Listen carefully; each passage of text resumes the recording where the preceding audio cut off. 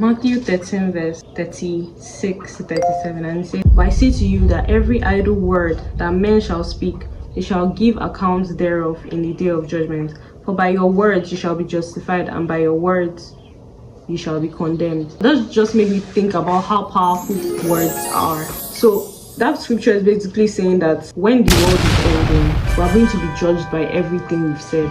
Think about how intense that is. Everything you've said, whether to other people, whether to yourself, whether consciously, subconsciously, unconsciously, you're going to be judged by everything you've said. And so I decided to talk about the power of affirmation. Hi everyone, this is Mufes Canvas. This is a place where we're trying to grow and be 1% better than we were yesterday. So if you're into that, you should join this community. And initially, when I hear the word affirmation, I used to think, what is an affirmation actually? To affirm means to state or support emphatically and publicly. Emphatically and publicly. That's, you can stand anywhere and defend what you've said, maintain your stance, and you agree with your beliefs. Synonymous to confirm. But the key difference between affirming and confirming is just like broad-mindedness and open-mindedness. Broad-mindedness is based on your own ideals, while open-mindedness is based on facts. Affirmation is based on your beliefs, while confirmation is based on the facts. I'm getting very into quantum physics right now because it's such a beautiful concept. The idea that everything is in motion, is a constant state of motion, and other principles that determine the law of life. So the more I study quantum physics, psychology, brain science, and my Bible, the more I realize something very simple, is that words are not natural, especially the words that you say to yourself. They are much, much deeper things.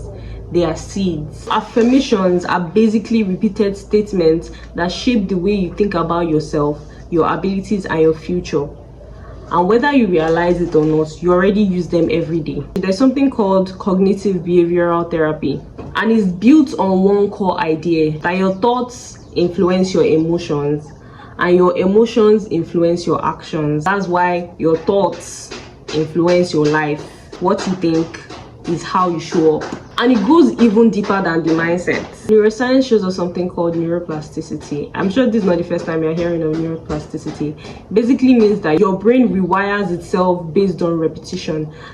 If you don't take anything away from this video, I want you to take one thing, and that is repetition is the key.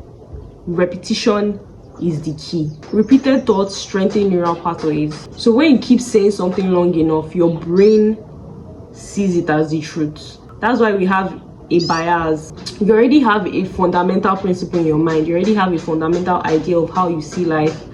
And now everything that surrounds you, you're basically affirming. You're not learning. You're just adding, fortifying that ideal that you have in your head. That's the whole idea, that once you capture one identity for yourself and you start reiterating that identity, that will eventually become who you are. So affirmations are not about lying to yourself.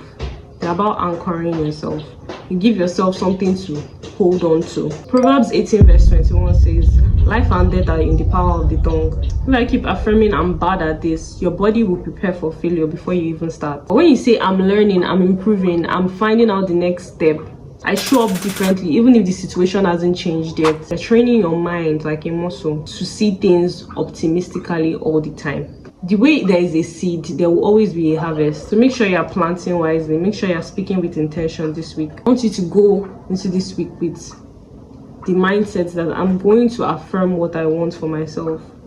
Even going into the rest of your life, I'm going to be very intentional about what I say, because I know that it shapes my life, and I know that I'm going to be judged for it at the end of the day. I hope you learned something. This was a very lazy video, so I'll do better in my next one. Better research, better works. But I'm happy that you stayed with me until the end. So thank you for watching. It'll be nice to see you in the next one. Love you. Bye.